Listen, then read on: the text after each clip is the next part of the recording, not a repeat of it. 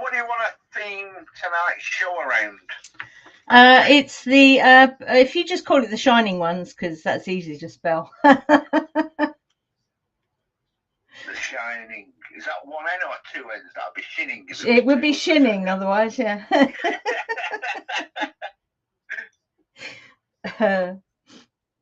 is magic. The Shining Ones. Here's Johnny.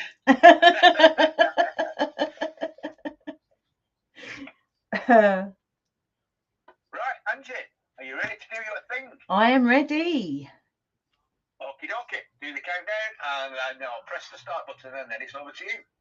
Cool. 3, 2, 1. Hello. Hello, everybody. Whether you're listening back to the recording or you're on the live or on YouTube, hello. So, I can't even remember why I decided to talk about Tuatha. I think it was something to do with last week's show, I think. I can't remember. So, yeah, this evening I'm going to talk about the... now, everyone says it the way I'm just about to say it, but I read today that there's another way to say it, their name. So the name that everyone seems to call them is the Tuatha De Danann. Yeah. However, you can also pronounce it Tuatha De Danann. Tuatha De Danann. Yeah. Apparently. So either way,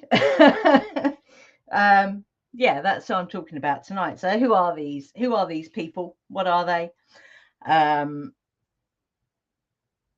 When did they arrive? Well, that's a good question. And there is a little twist on the end, which is quite interesting. And it's an ongoing conversation with these beings. So before I get into these particular beings, they are called the Shining Ones, but again, I'm going to challenge that a bit later on. Then they're kind of in the realm of mythology, folklore, that kind of thing. Yeah. So a lot of people say, well, it's mythology, it's folklore, it's not real. Okay, whatever. But what I would say is, what does mythology mean for you? So for me, I see mythology and folklore is got like, it's like it's the real history, not the strange homogenized thin veneer of stuff that we're told at school. Yeah, it really is. It's like it's the real history. It's the stuff that the so-called people in charge, yeah, it's the stuff they don't want us to know. Okay, that's how I see it.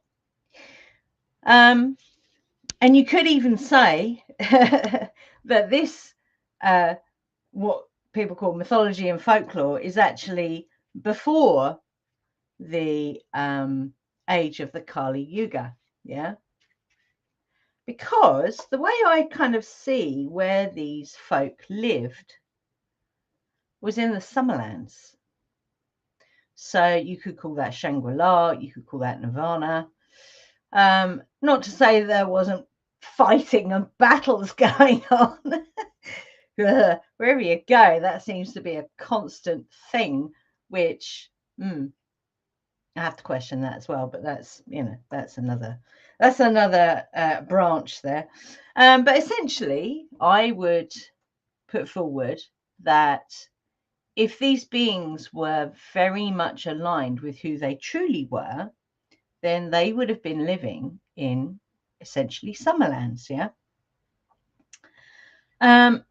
Also, when I looked at the etymology of the word myth, very interesting, because it means speech, thoughts, discourse, stories, tales, but especially word of mouth. Yeah. So these mythologies, these folk tales were always, they weren't written down. Yeah, they were memorized and spoken, around the fire.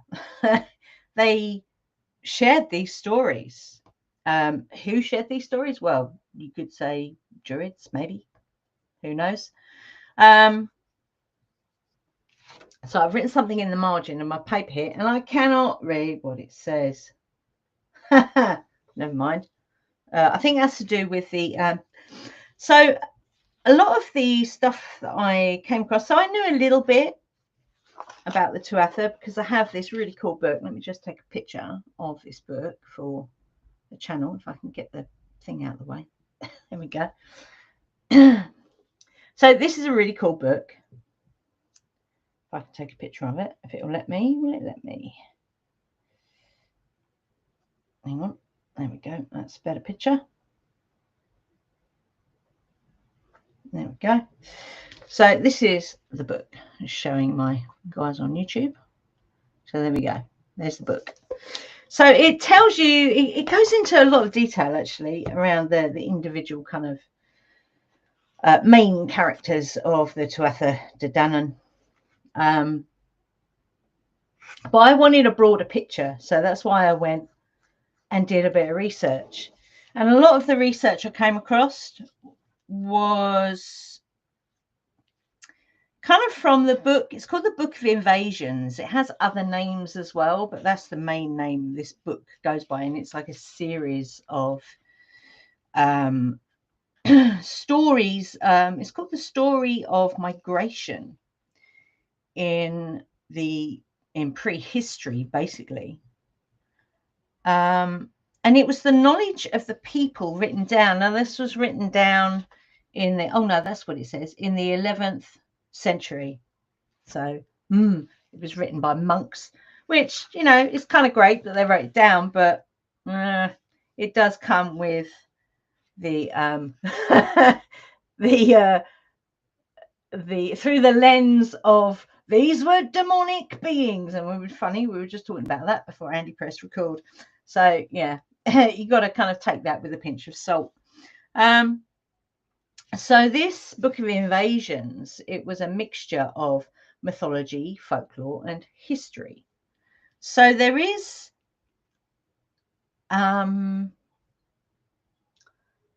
stuff written down about these beings. Yeah, I'm going to call them beings because I'm not convinced that they were human in, you know, in the kind of way we see humans now, if that makes sense.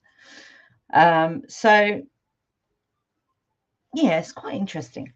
So going back to the word myth, this is a word of unknown origin. I find that quite interesting as well. But what's really interesting is, you know, the thing with words happens a lot. Once the old Christians got hold of it, it became a word that very quickly came to mean something which is untrue. So that tells you a lot right there. If something's put in the box of mythology and folklore, then it's not true. And that was, you know, the whole Christian propaganda. So the context there. So the written material was obviously, you know, of the Christian era, allegedly. I mean, who actually knows? But that's kind of what is, I suppose, evidenced, if you like. So then the language changes, the frames of reference change, but somewhere amongst all that rubbish, the gem is still there, and that's the aspects of the symbology. So the things that these beings, the kind of magic that was there, yeah, those stories are still very much alive. Yeah, and I think that's fantastic. So yeah, who are the Tuatha De Danann? So what I will say is, like all these things, people arguing about where they came from. No one knows where they came from. Some say they came from Denmark. Some say they're fallen angels from Canaan. You know, there's all kinds of weird and wonderful theories about where these people came from, written down stuff. Yeah. However, the oral tradition talks about beings who came down from heaven. Now, where have we heard that before? Anunnaki. Yeah. Very interesting. So this is a common theme. And also, I mean, I don't know about other indigenous people on this planet, but I know the Native Americans talk about beings who came from the stars. Yeah, so it's a common theme. So if something is a common theme across this globe, yeah, is there a? There has to be a truth there, doesn't there? That's what I think, anyway. So yeah, it's a common theme. That's a new word. Through all these old pantheons, yeah, obviously intentionally demonized by the Christians, yeah, because we can't have supernatural beings with extraordinary powers inhabiting the earth with the Christians. You know, just leave people alone, let them get on with it. Oh, crazy. So yeah, before the Christian lens, which kind of takes those mythologies and makes them fit certain things, yeah, it's like, so if it's, for example, if it's convenient to demonize, you know, these beings with supernatural powers, and that's what they'll do, because it fits into their very narrow band of storytelling. Let's call it that. So these stories, the before this Christian lens came in, they were very, from what I can gather, they were very raw. So it's pure magic, yeah. And you could even say more authentic than when, you know, it started to be written down. And the Tuatha beings were not perceived by the people that were around then. They weren't perceived as gods or goddesses, in the sense that they had to be venerated, worshipped and bowed down to. Yeah, there was none of that. And do you know what I really like about that? And I've always had this since I stepped onto this path. I've always taken the stance that if you are connecting with, you know, a being that is called a god or a goddess or a spirit guide or whatever it is, yeah, you meet them as equals. You do not at any point prostrate yourself in front of them. No. They are equal. In fact, you could even go a step further and say, because they are not incarnate, then actually you have the say about what's going on. Yeah, because it's in this realm, in this so-called physical realm. Yeah, you are in the driving seat. But you know, that's maybe a little bit gung-ho. But certainly meet them as equals. Absolutely. So it is said, and I like this, that the Tuatha arrived as the 5th race to land in Ireland. So there had been previous races, and we'll talk about those, or one of them, a bit later. That they arrived in a mist from the sky. Now, when I get to the twist at the end, you'll see why that is significant. It's very interesting. Now, some people, again, there's this massive argument about, well, they were in spaceships. And I'd be like, no, they were boats, or, you know, all things in between that. Well, you know, why does it have to be one or the other? You know, you can debate it, but why does it have to be one or the other? You know, they came from the sky, enveloped in a mist. So, you know, it's again, what we were talking about before Andy pressed record is keep an open mind. Yeah. It is also said that Danu was their mother, the great mother, yeah, hence their name. And their name means people of the goddess Danu.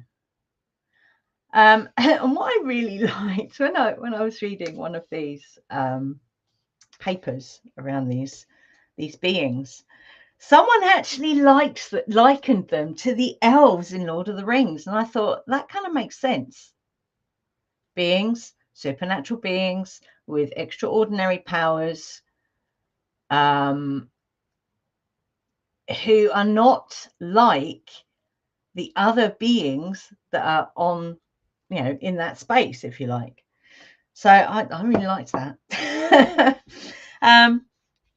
And they were skillful in magic and music and other things, all those, very creative kind of things, if you like. So one of the beings that I work with is Lou, and he's a master of all, like you'd say maybe trades, yeah, but master of all things, including smithing, music, so many things. Driving a boat, is that right? No, steering a boat. I don't know, but boating. Yeah, let's call it boating. So they were very highly skilled beings, yeah, and they actually learned these skills from 4 wizards, yeah, apparently. So these wizards came from Thalius, Gorius, Phineas, and Murius.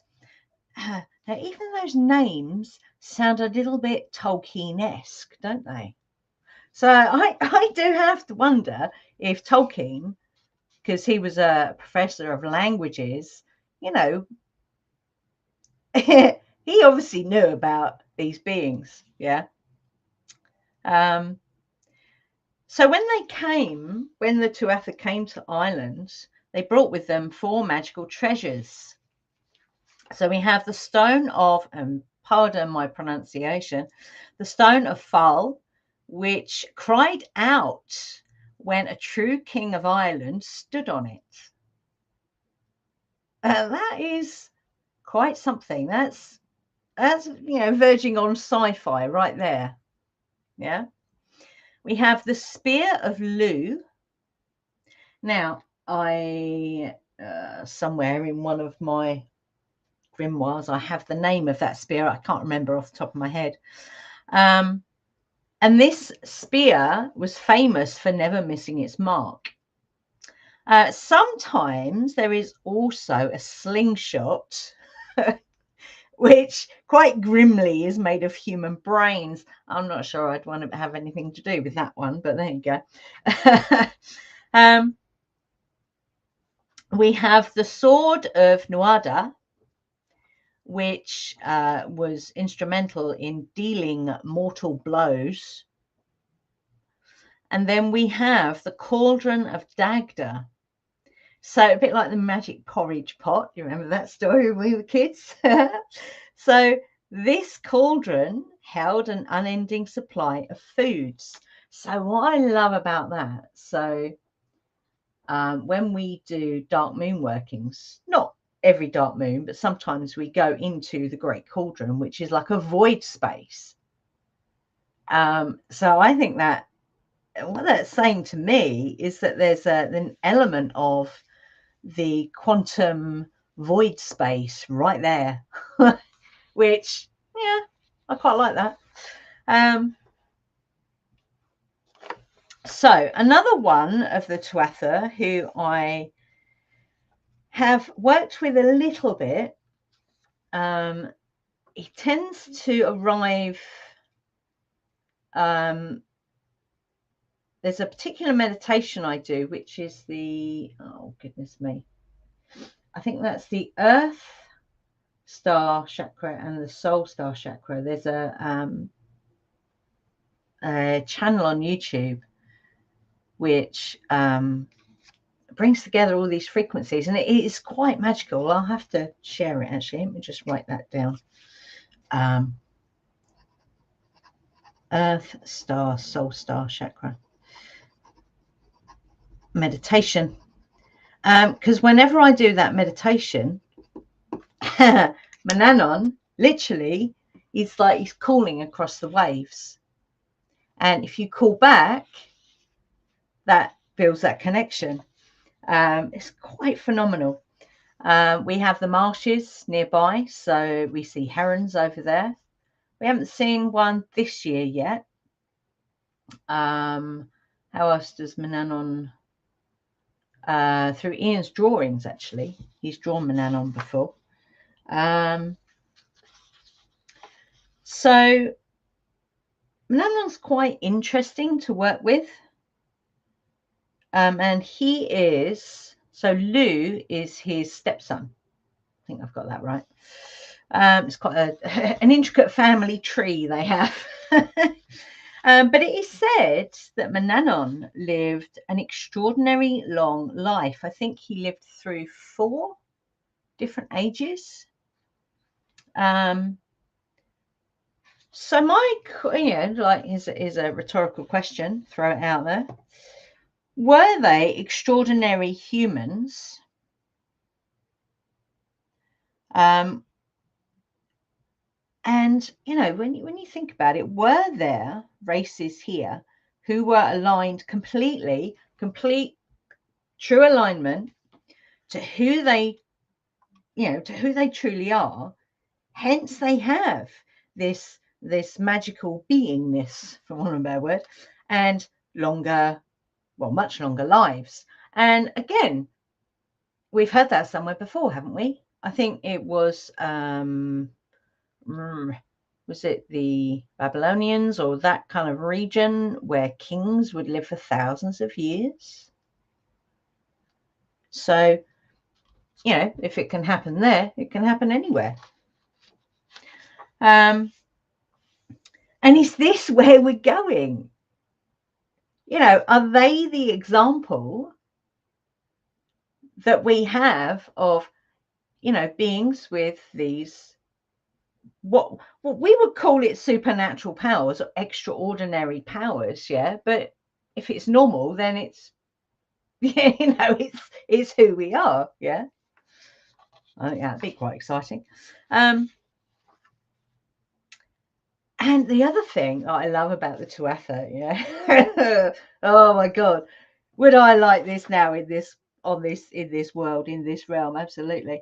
They had a right side up approach when it came to justice, instead of this strange thing that we have now, yeah, which is very much aligned to the victim mentality, yeah, of rewarding criminal behavior and, for want of a better word, demonizing those who are trying to stand up for, proper justice, or you could say natural law, yeah.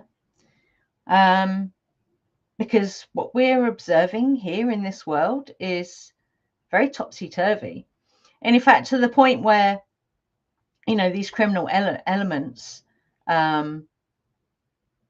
through institutions pass it down to customers or whatever you want to call it, and it's very strange. It's like, how about you the criminal element, take some responsibility for your criminalness instead of trying to pass it down to other people? It's very strange, and it's topsy-turvy.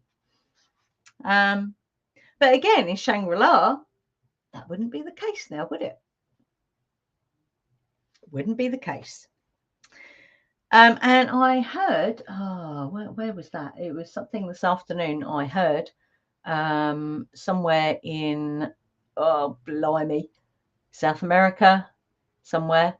They kicked out the police, they kicked out, the rulers there, and they are self-governing, and their crime rate is like close to 0, because there's no one there interfering in the natural law. Yeah, there you go. So it works. So anyway, I've got off track there.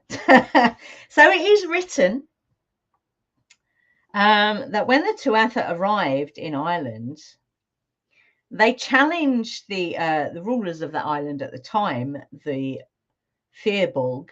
Yeah, they challenged them to a fight, and they won. The Tuatha won. So they ruled very well from their court at Tara. So Tara is the place where, you know, people, that's like every year, I think that is, they go to that sacred place. And, well, I don't actually know what happens there, but, you know, if it's a sacred place in Ireland, then it's going to, you know, it's not going to be, well, I wouldn't have thought horrible things going on there, but who knows? So, yeah, they ruled from their court at Tara, and they brought in new traditions, new skills. So they shared, yeah, what they knew, what they'd learned with, you know, other people there. So the first ruler or leader was Nuada. But he had to give up his crown, for a better word, his kingship. And it's not really clear whether this was by choice or he was forced to, because in that first battle against the Firbolg, he lost an arm. And there was a rule that if you were going to be a king of the Tuatha, ruler, then you had to be fit and healthy and whole, which again tells you a lot. Yeah.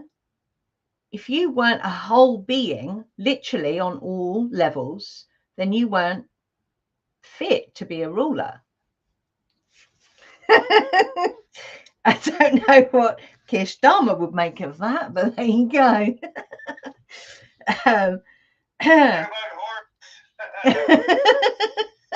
Thank you, Kevin.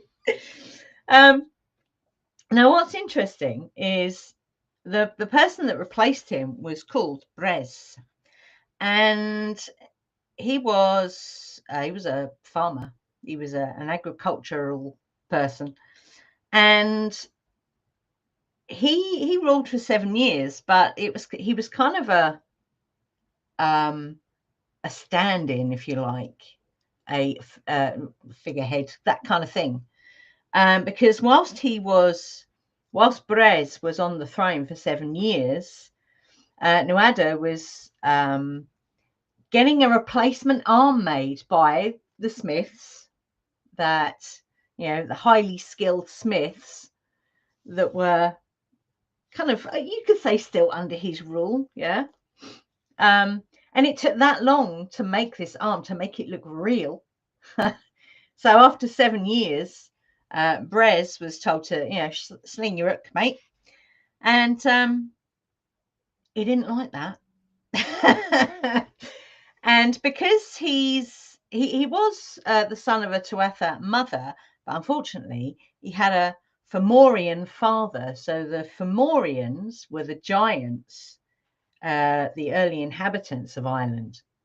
So, you know, Brez wasn't happy about being ousted off the throne. So he basically rallied his Fomorian family and waged war on Tuatha. So this was the second battle, yeah. And unfortunately, Nuada and his wife were killed, which then enabled Lu to become king. Now, Lu, who I spoke about earlier, he'd used his magic to win the battle. And it was to do with the Eye of Balor. But that's, you know, going right into, you know, all the battle stuff. And I didn't really want to do that. I just wanted an overall picture. Yeah. So Lu became king. So Lu is known as Lu of the Long Arm as well. And he's not just, weirdly, he's not, and a lot of these deities cross over to, I don't think to Scottish and English, but certainly to the Welsh. They cross over. It's It's quite astounding. So the third battle that happened was with the Milesians. Now, again, in comes this idea of the mist, yeah? So the Milesian leader was a poet. So he had the magic of words, yeah? Interesting. So when they arrived at Ireland, they pushed aside this mist, which, you know, had been created by the Tuatha when they arrived, yeah? So once this mist, which you have to argue, was that like something which shrouded the island and made it not visible? So we know that's magical work, yeah? I know that and unless they're invited, other witches can't see where we are because it has a protective barrier around it, for want of a better word, which I find quite interesting. So we know this is a magical working, yeah? So it's like once that mist had been pushed aside, something was lost by the Milesian leader doing that, because once the battle commenced, it was very clear that the Tuatha were going to be defeated, and they were. And although they were permitted to stay in Ireland, it was under the proviso that they were to be confined to living underground as invisible beings. So remember that for the twist at the end, yeah? So they resided in mounds called the She. You can see where I'm going now, can't you? Hidden from mortals.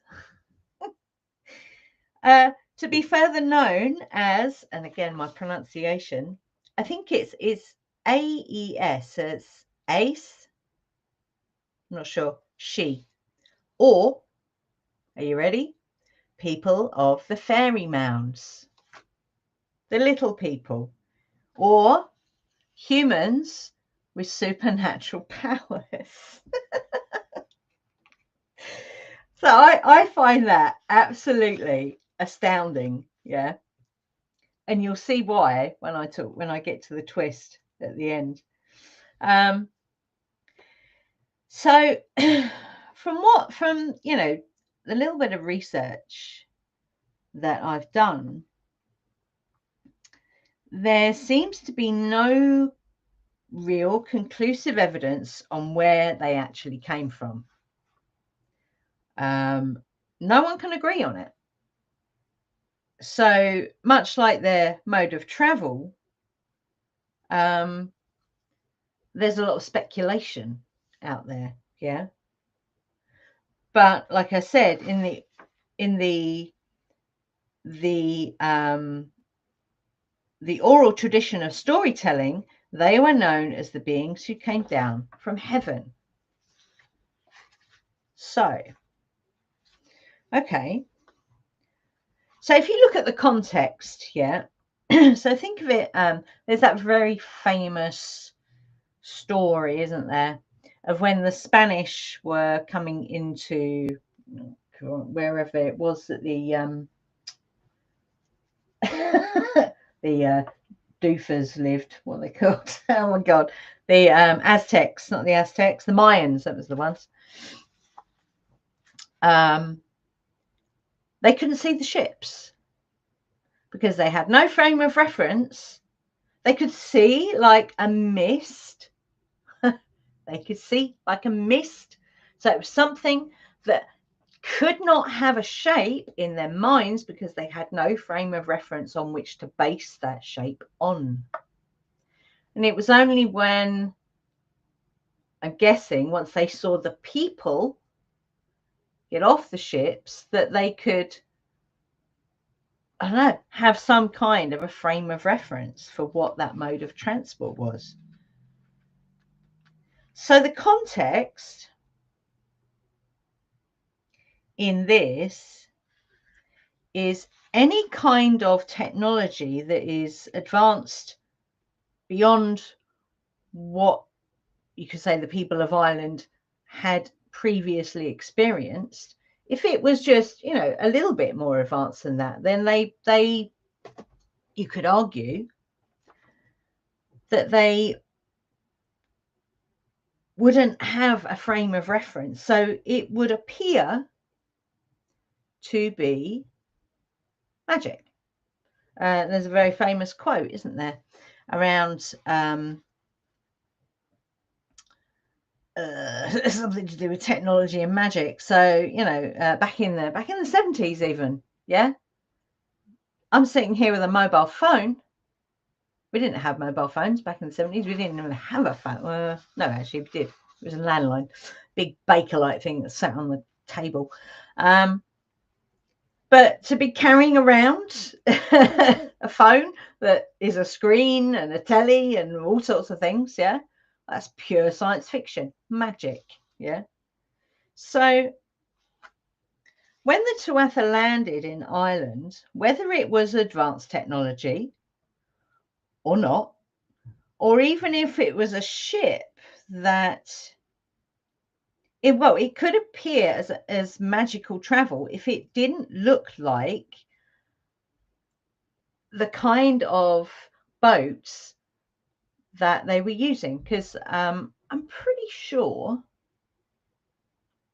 I know they found remnants of very round little boats that one person sits in, yeah, because we are an island after all, and so is Ireland an island. So, you know, would we have been seafaring people? I would imagine so. We'd have certainly got in the water. But if these ships looked a bit like Viking ships, I mean, they look pretty scary, wouldn't they? If you hadn't seen a Viking ship before, you'd wonder what that was coming towards you. Yeah. So yeah, it could appear as a magical mode of transport. I get that.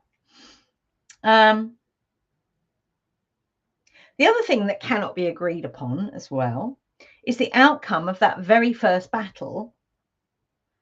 So how I've read it was the Tuatha won the battle and they basically, you know, took over the island.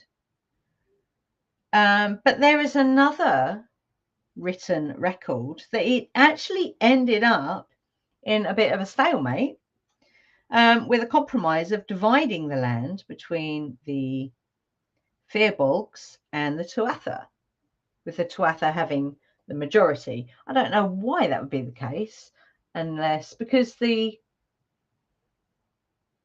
don't know why.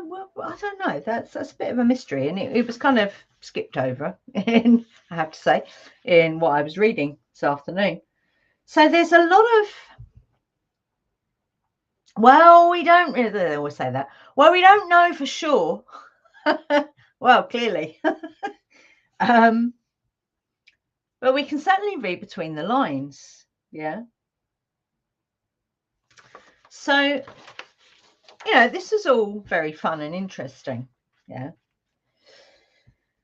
And this is, you know, this is an overview, because there is a lot more. It'd probably be a 3-hour show if I went right into like all the details and everything. But you know, if anyone wants to read any of these kind of stories, I mean, that book is brilliant. It gives you a lot of the details of the stories and the relationships and everything. And it's actually in 2 parts. So the first half is in English, and the second half is in, I'm guessing that's Gaelic. I'm not entirely sure. So it does go into a lot of detail in that book, but there are plenty of other places where you can, you know, read the details of their story on that island. But what I want to do now is I want to go into this little twist. So, was it yesterday? It was yesterday, yeah. So I was talking to Ian about researching the Tuatha, and he said, right, don't tell me anything. Oh okay. He said, no. And he suggested that he connected to the energy, yeah, because he is a trained medium, a trance medium, and a channel. He's had many years of experience doing that. So that's what he did. And now I haven't written down all the things because I haven't had time to go back through the recording that I made of it, which was about an hour long, I think. But here's some of the things that came through. Pardon me. Now, bear in mind that these are perceived as goddesses or gods, or at the very least, supernatural beings or extraordinary humans with supernatural powers. Yeah. But they're also known as the fairy folk. Okay. So keep that in mind. And the other thing that I do know about the Tuatha is they're known as the Shining Ones. But I will challenge that. Yeah. And there is a reason. So one of the first things that came through is they are interdimensional beings. So like the Hathors, in fact. So that makes sense to me because the Fae are known, or the She are known to be interdimensional beings. It's why if you cross into their realm, time moves differently to what it does in this realm. They have a realm of their own. So they are, and they move between the two. They are interdimensional beings. And they are like watchers. They're like watchers. But they're not bound by that kind of label. So they do interact. And how do we know that? Well, the Fae like to interact, don't they? And sometimes they're playful and sometimes they're not. It depends if you treat them with respect or not, I would say. Yeah. One way to do that, you could plant a hawthorn in your garden and make an offering to the hawthorn, and they will help protect your garden. Create a fairy garden in your garden. Garden. I like that word. And that's just, a couple of ways to do it. So that makes sense to me. Yeah. So the armor they wear is of a metal not of this realm, and it can reflect light in such a way that it makes them not visible. So again, a very interesting parallel with the Fae. And I didn't know until I did my further reading today that they were told that they were to be invisible, not to be seen by mortal men.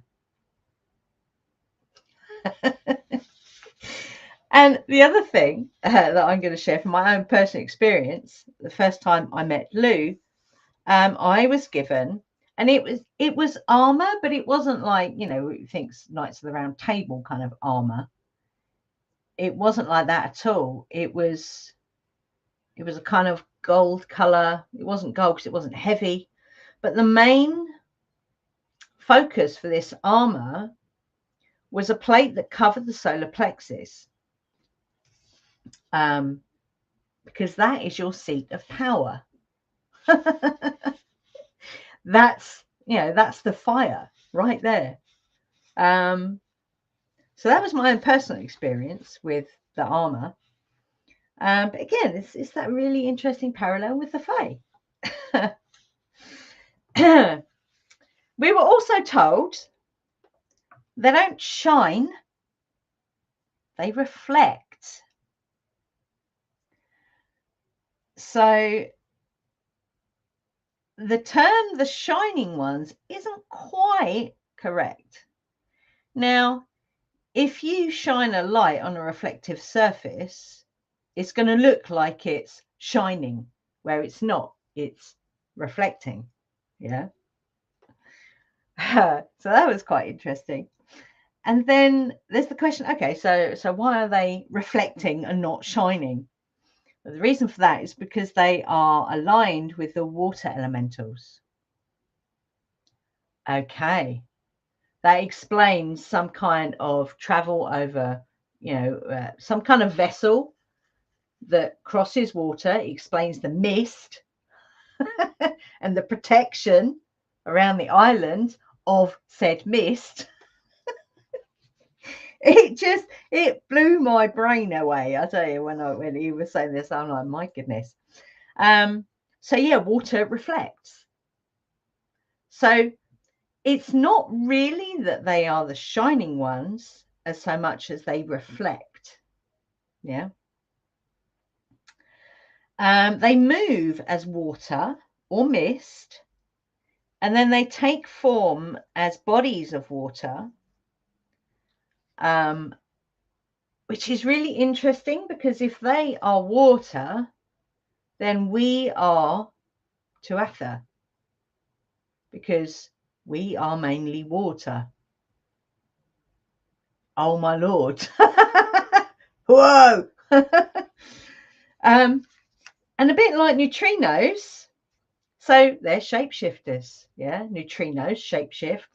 They are particles that defy any kind of physics. Yeah, so these beings defy any kind of physics. But obviously, if they can take any form, this would be the form they take would be dependent on the perception and perspective of those looking on them. Yeah. Interesting. Okay. So I reckon that's why there is so much debate on whether they were humans with powers or goddesses or gods. Where did they come from? Because if they're not,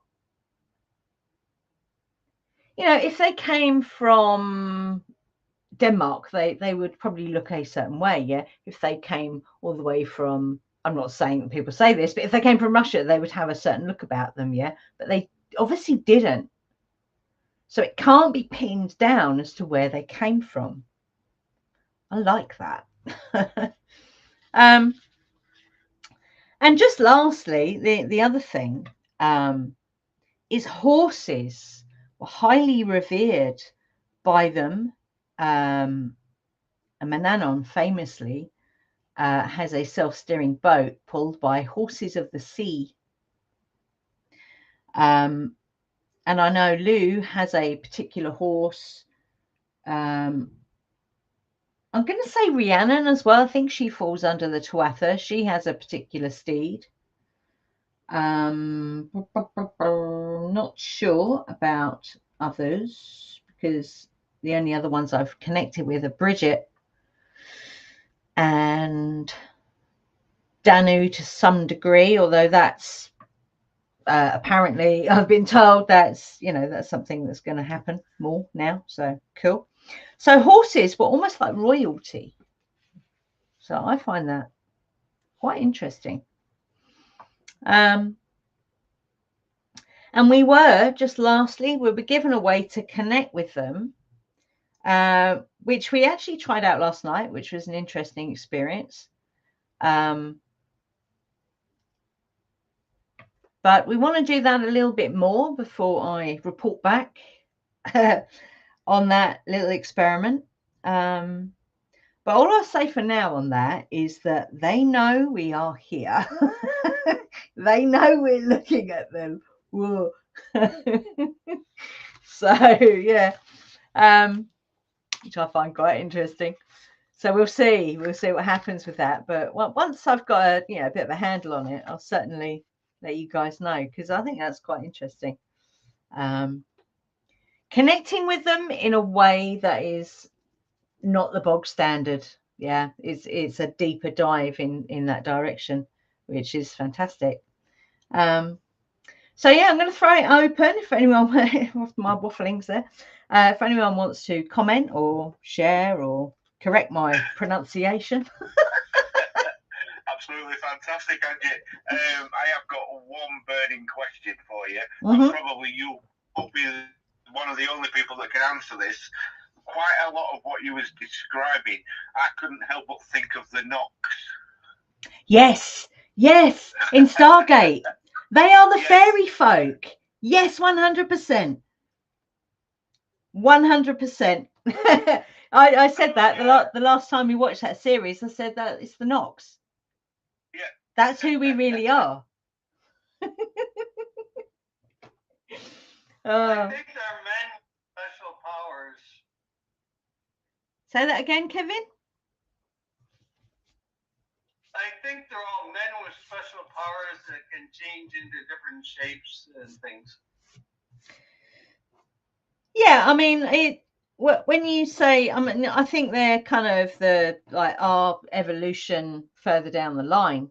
So yeah, I see. Yeah, that would be that, like our evolved selves, if you like. Our ability to change. Yeah, look at Saint Germain. He lived for centuries, and he could possibly still be alive. Yeah. Here's a guy that, was seen through many different generations, and he looked the same. Hey, I saw you as a little girl. She's an old lady, right? He'd have to move around because I'm discovered here. I better move. Yes. Bit like a Time Lord, in fact. So our Time Lords, the Tuatha De Danann, because when they what do they call that? When they regenerate, what are they? Light. So I don't know, possibly. Yes. I mean, we're watching Sapphire and Steel at the moment. The same again. They're beings that can, blink in and out. They can, they operate like neutrinos. They can change what they're wearing in an instant. They can, do things. They can pass through walls, all kinds of things.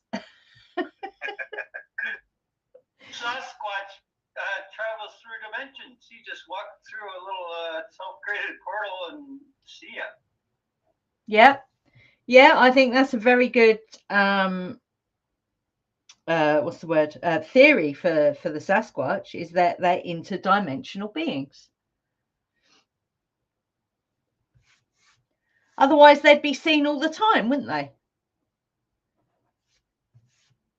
That's the way I see that. And that sort of kind of relates back to what you were saying about what our level of understanding. We only see as far as what we understand. Mm. If we see something, we have to explain it within our frame of reference. So we might not get what's behind it. We'll just see what we see presented before us. So we reference that then with our current knowledge. Absolutely. It's like planes. What would they have been seen like? Yeah. Before people knew, oh, okay, so, we create those, okay. But if you'd have seen aeroplanes like 100 years before there were aeroplanes, you'd have been, oh my God, what's that? Because we didn't have a frame of reference for it. Just like Deirdre from Dublin says, she's a druid. She says everyone thinks there's a division between the north and the south of the island, Kevin. She says there's no division because we're all druids. I like that.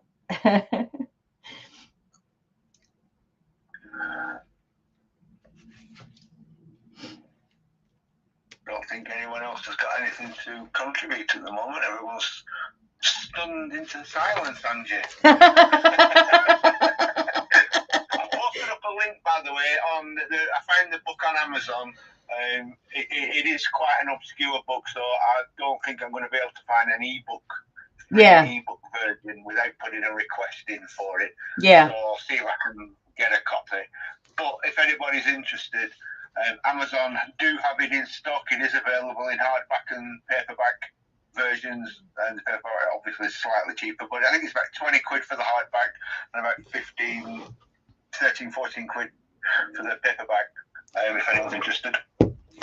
Yeah, I wanted to tell you before you got started, before I even shared the cover of the book, this is funny, I cut 8 of Swords and then Prince of Swords, which looks exactly like the guy on the cover. Yeah. Wow. And then 7 Pentacles, and I think 6 of Swords was on the bottom. Wow, that's really cool. I like that. Thank you, Kevin. So does anyone have anything they want to comment on from what I was talking about there? I just want to throw in that the very young do not always do as they are told.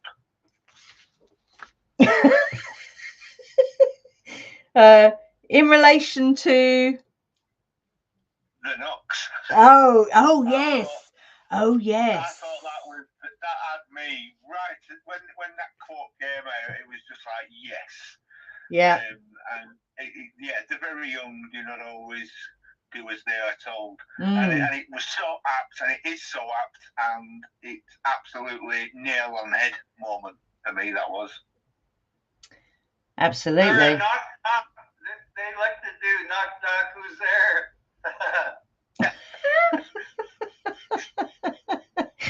Oh, Kevin, you are funny. Yeah, it's quite interesting how the Knox, because the Knox have, and weirdly, they have a ship which is covered in a mist. Yes, which that is their defense from the enemy. Yeah. They use it. They use invisibility. Yes. Or bending light, or shifting, because they're there. It's not like they're not there. They are there. It's just that you can't see them. It's a bit like in Doctor Who. There's a perception filter on the TARDIS, so it's there but not there. Yeah. It's quite interesting. So it's a reflection of, or a refraction of light, which creates that invisibility. Yeah. Which is what their armor does. Oh wow, I think that's amazing. It's just really cool. And like I say, I will keep you updated on that. You know, any other bits and pieces that we get through this work with them. I'll do a show on it once I get enough material. And I think it's going to be quite an interesting journey. Especially if they're going to tell us the real history. That'd be interesting.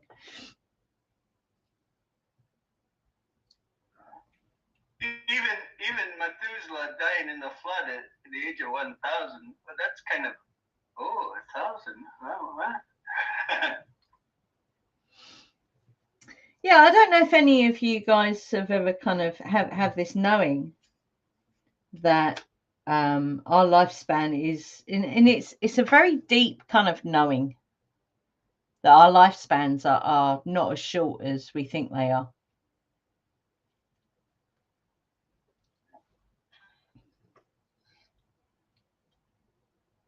No? Okay. I think they're limited. What was that, Rachel? Everyone's going, I'm old already. I think they're deliberately limited. Yeah. At the moment. But that will change. Mm. Yeah, that makes sense. My understanding with the Yuga cycle is that in each Yuga we grow bigger and we live longer.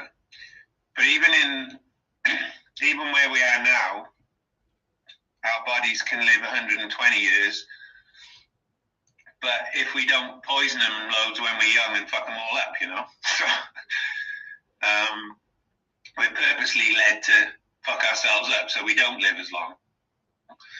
So we live long enough to pay loads of taxes and stuff, and then hopefully die not long after we retire, so they don't have to pay us a pension.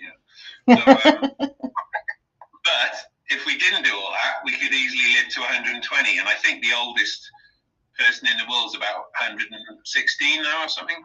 Wow. Yeah, there's been people who live to 140. Yeah, right. So, you know, it's not, even now we could live to 120 fairly easily, yeah, if we didn't, as you say, deliberately get corrupted and all the rest of it. And in higher yugas, even longer, and like multiples of time, you know, thousands of years, like, so yeah. It's interesting. Yeah, good stuff, Ange. Yay. Okay. And it sounds like I need to watch this Stargate. I've seen the movie, but I've never seen the TV show. So You got to watch it. You got to watch it. Oh, it's a massive watch. Yeah, you've definitely got to watch it. Dial in. Yeah, I like it. Dial in 1932 in Hamburg, Munich. Uh-oh, who's walking down the street? Oh, no. Okay. Yeah, but isn't there like 3 different series or something? Or isn't there Stargate this and Stargate the other and Stargate something else? Yeah, the main one is Stargate SG-1. But Stargate Atlantis is brilliant too. And then you had Stargate Universe, which is, I really like it, but it was cancelled. Yeah, I fell in love with that. I thought it was frustratingly annoying. It got me. I don't know why it got me. It just did. And then, like you say, they only did 2 seasons of it. And I'm like, no, we want more. Yeah. They really went, they did a massive kind of deep dive into the kind of, what happens to people when they're stranded in the middle of space. Oh, my God. It was great. It was, it's fantastic. I don't know what it was, but it was good. It was well put together, and I thought it was gritty. Yeah, it was frustratingly gritty. Yeah. And Robert Carlyle, I mean, what can you say about that? Yeah. You like him, do you, Ange? Eh? You got a bit of a soft spot for him, have you? I think he's amazing. And in that show, he was the person that you love to hate. Yeah. Okay. Cool. But yeah, SG-1, the big 10-year season, SG-1 is the one you need to watch. That has the knocks in it. I think it's in 2 or 3 episodes. It's not just 1 episode. I think. But yeah, the whole thing. I think you'll find that fascinating, Litmus, because it's got a lot of Egyptian references. Yes. So loads of allegory and metaphor, not very much hidden, kind of thing. Nothing hidden. Nothing hidden. It's all out on the table. Nothing hidden. But it is a bit cheesy. Sort of like. Well, General O'Neill is the king of cheese, isn't he?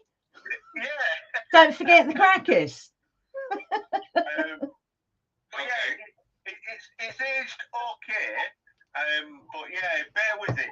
It's definitely. And the other thing to remember as well is that it took them ages to get the license to create the TV series, because the French company that owned the license for the Stargate the movie, they wouldn't release it. It took a lot of negotiation to release the rights so that they could actually make the TV series. Wow. Right. What was it, Canal or something like that? Canal Plus. Plus. It's Canal Plus, I think it was, or something like that. Yeah. Cool. Oh, Angie, you mentioned J.R. Tolkien. I did. A story about him. You mentioned Tolkien. Yes, I did. Okay. I heard this story about him and C.S. Lewis. They're buddies. Of course, we know C.S. Lewis was a professor at Cambridge, and they would meet in a pub I don't know if that was every day or not, probably, but they would be discussing the outlines for their books. C.S. Lewis with Lion, Witch, and the Wardrobe, and Tolkien with The Hobbit. And they kind of, I think they got ideas from each other for their individual books. Yeah, and I think, if I remember rightly, I read a book years ago. It was letters between, I think it was Tolkien and Lewis Carroll as well. I don't think, possibly. It was either him or C.S. Lewis. I can't remember. Sorry? Like Alice in Wonderland and stuff like that, you mean? Yeah. Lewis Carroll? Yeah. It was many, many years ago that I read that book. I'm pretty sure it was Lewis Carroll. So they were sending. So I think he definitely had, he had a lot of sway because he was a professor of language, and he had all these friends who were also writing these amazing books, and they would swap letters, and it's fascinating, it really is. There are no coincidences, Scully. Oh yeah, what do people think of the X-Files? Because I got all that to watch if I want as well. Love the X-Files. The Tombs episode is particularly creepy. Yeah, it was surprisingly on the button. As a whole, Which means yeah, the X-Files. I binge watched it a couple of years ago, right through, and I couldn't believe the amount of modern references that were in there. So absolutely, definitely, yeah, X-Files is a must-watch too. Because it's not just a sci-fi fantasy TV series thing. There's a lot of information in there. But again, very subtle. It's all on the table, isn't it? Yeah, but it's subtle, it's hidden, it's double meanings. It's like, oh my god, moments, and it's like, oh, I can't believe you just said that moment. So it's definitely worth the binge watch. Yeah, okay. The CIA, the smoking man in the background. Yeah. And a few years ago, they did a few extra episodes.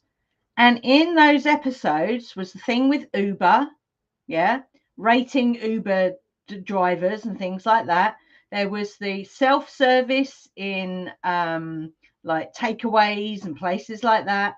And there was the robot dogs with guns. What have we got now in the army? Robot fucking dogs with guns. Yeah, that was in Black Mirror as well, wasn't it? Yeah. Crazy. Yeah, well, it's either predictive programming or, just fucking with us, like, this is what we're going to do to you next, Yeah, absolutely. Or it's all AI generated and there aren't really robot dogs with guns. Yeah, who knows? Well, you have to put that in the pot, really, don't you? Because we don't know. Because the military will always have the more advanced thing that we see, so they could quite easily create a whole thing around robot dogs with guns, and we wouldn't even know that it wasn't real. Well, the military just used sonic. It's like a frequency that made them bleed from their ears and their eyes, and they could not. And then they were shooting at 300 rounds a minute, so they all gave up, and it was an easy capture. Yeah, that's infrasound that does that. Can kill you. It's horrible. If any of you ever get the chance to see the series Dark Matters with John, Christ, who he was in Fringe, John, someone really fantastic actor, yeah.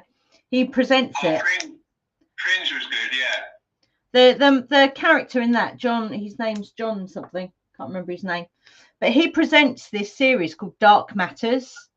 If you ever can get hold of that, definitely give that a watch, because that is very interesting. Okay, so you mean the guy who played the main guy in Fringe, the main scientist guy? Yes. Yeah, okay, I know what you mean, yeah. Let me just... Okay, Dark Matters, I shall make the note. Is it Dark Matter or Dark Matters? Dark Matters.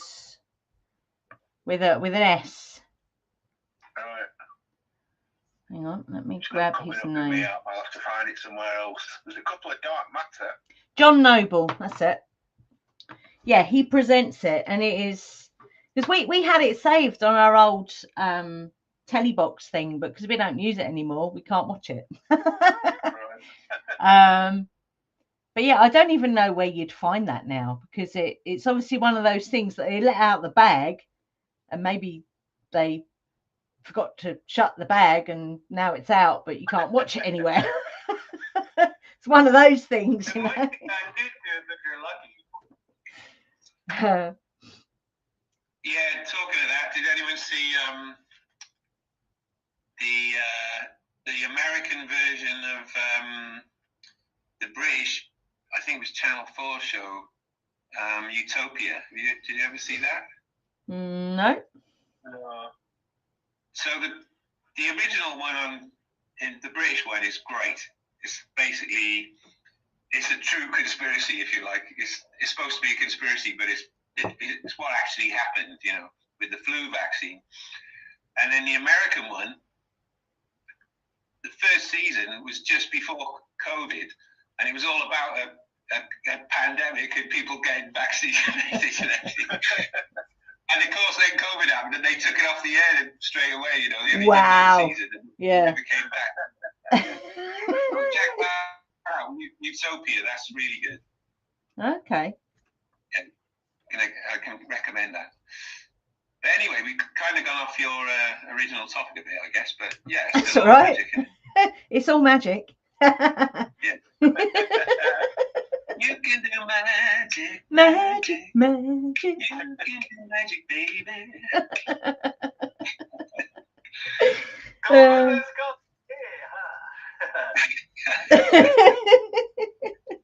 And I have a feeling that's gonna come true. Woo. Maybe you had a vision, Litmus, of a blue and green, and then I thought, well, what the heck? He's right beside the ocean. He must be seeing that. But that's all I thought at that time. Yeah, no, it was dark blue and dark green, like all mottled together in a crazy pattern kind of thing. It was cool. But like I said, yeah, it was the same thing I saw on my Kundalini activation. So that was interesting for me. Yeah, Kundalini activations are mine scared the bejesus out of me because I didn't know what it was. Okay. Yeah, I heard it was like voices. It was almost like people talking in the next room, but there was no one else around, and bells and energy pouring out the top of my head. And I wouldn't go in there and do yoga for about a week afterwards until I had conversations with people, and most people went, well, I don't know what that is. And some people say, well, it's demonic. And other people went, oh, you just had a spiritual awakening, Ange. I'm like, oh, really? Okay. That's better than some kind of demonic thing going on. Yeah. So where did you do it, Ange? I was just doing a regular yoga practice, nothing fancy, and I was in Shavasana, and that's when it happened. And that was, I suppose my son was about 3, maybe 4 at the time, so that's a very long time ago. That's nearly 20 years ago. Wow. Okay. Yeah. Okay, so you didn't have anyone guiding you or anything? No. That's fine. I mean, luckily my yoga teacher, she was brilliant, and she kind of helped me with the aftermath. Yeah, I didn't know what it was, so it was a bit of a shock because it's not something I intentionally went out to do. Okay. Yeah. Yeah, I did. So yours is amazing by the sound of it, because mine I was doing with a guy who was guiding you through it, Okay, yeah. And we started off at the place that he was staying at near where I am now first, and I saw this blue and green colour stuff, and the second one he did remotely. So I was in my van up in the mountains, and he was down on the coast in the Algarve, and he did one remotely, but it was amazing. Like, how does this work? It was like, yeah, it was great. and I just had great energy. But I guess both times I was in a place I felt very comfortable, you know, and I wasn't surprised because I knew I was doing it, whereas you didn't plan to do it and it just happened, kind of thing. Yeah, yeah.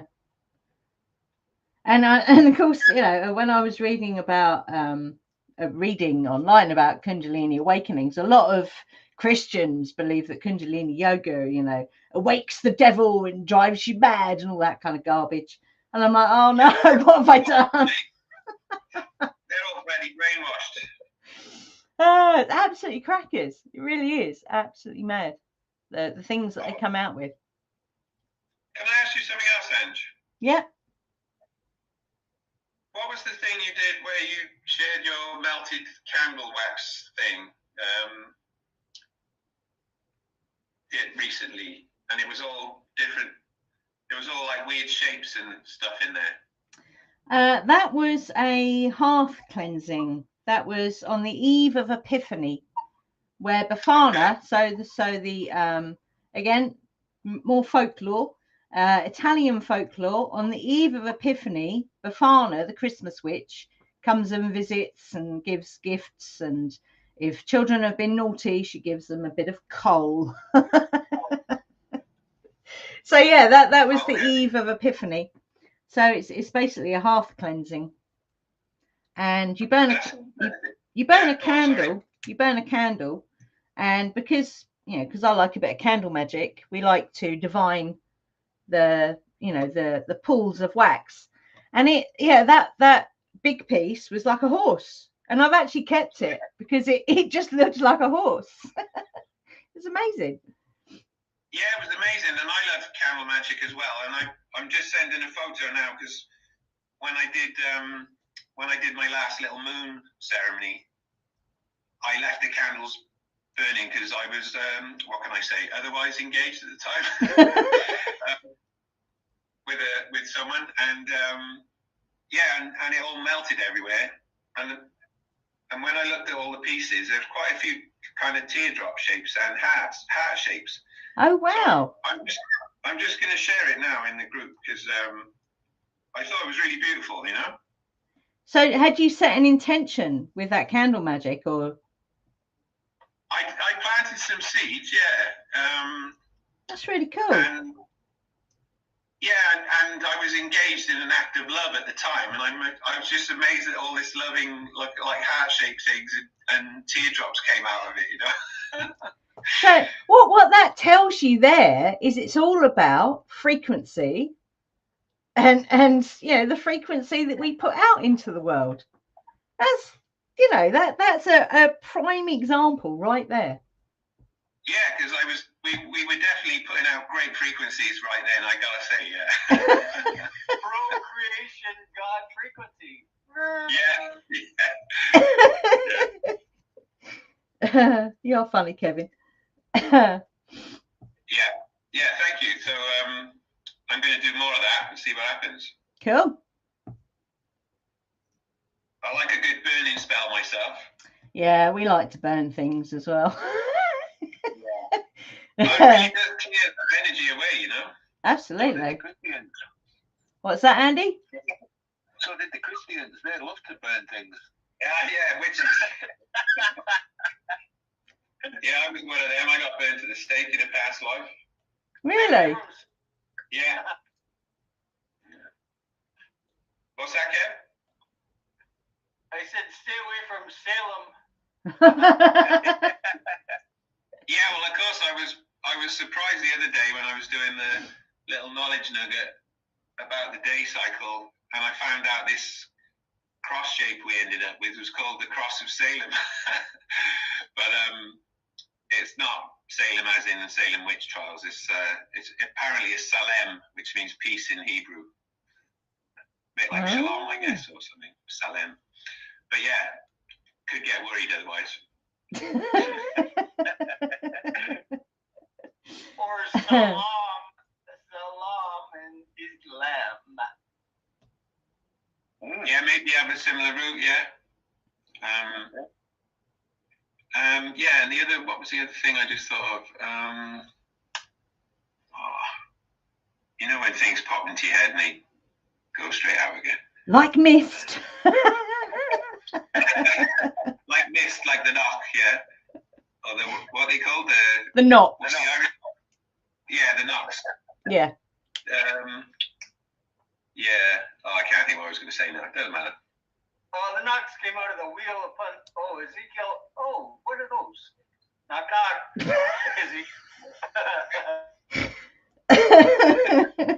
Thank you, Kevin. Oh, dear. Yeah, it was something about Christians or something. Anyway, it's gone now, so yeah. Naughty, bad Christians. Yeah. That's right. Oh, yes, that was...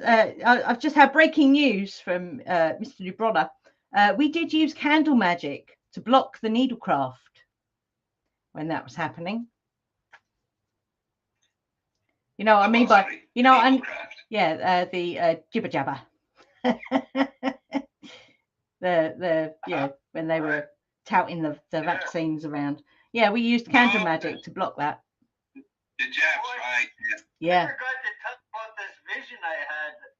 I've traveled to Great Britain, and one time I was on the train headed north, and I passed this chalk horse galloping from the north to the south, and I thought, I don't know why I thought of it again, but now we have the white horse in prophecy. We have going from one area to another, the first degree of Aries, which signifies great change. And I'm thinking, this is lining up. You could be right, Kevin. You could be right. Well, there's lots of things that are kind of coming into, like, it's like bits of a puzzle that are finally coming together. It's kind of how it feels. Yeah, and the next year coming in the Chinese calendar is the fire horse, right? Yeah. Yeah. From, I think it's February 17th this year, I think, Chinese New Year. Yeah, I think that's what I've seen lurking about. Phoenix, the rising of the divine feminine once again. I missed the first part of that, sorry, Kev. What was it? Well, it's the year of the horse, as we know, but the red horse, the rising phoenix, which is a rising of the divine feminine to rule once again. Oh, okay. Well, talking of that, I don't know if you know, but what we call Scorpio at one time has been called the Phoenix as well, because it's about death and rebirth, you know. So I find that interesting as well, which is Samhain time, you know, middle of Scorpio, so kind of fits. And I think it's been a scarab beetle as well in Egypt and various other things, but yeah.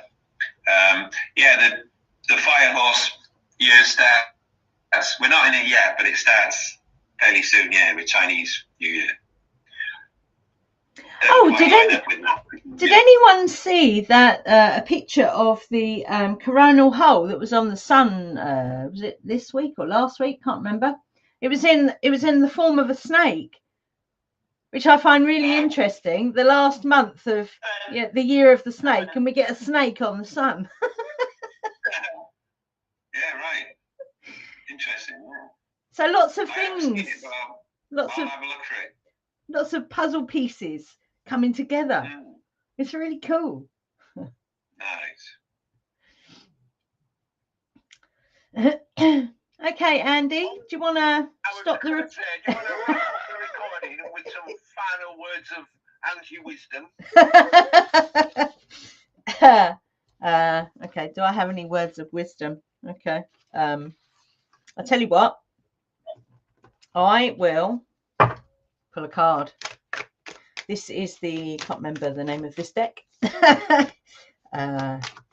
Citadel. That's it. Okay, that one. Oh, okay. This is a card called the Pathless. So this could be the pathless path. You don't necessarily need to take on the words underneath it, but what I like about this card is you've got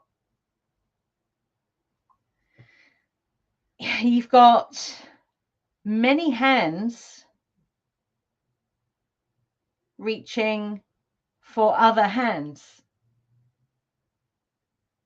So this is I quite like that. And something that came up yesterday in a reading I did was around new projects. And I think if you're presented, so I'm going to share a little bit of the reading. If you're presented with an opportunity for a project of some description, could be absolutely anything, yeah, something fresh walks across your, in front of your magical eyes, say yes to it. Okay, because you'll get that support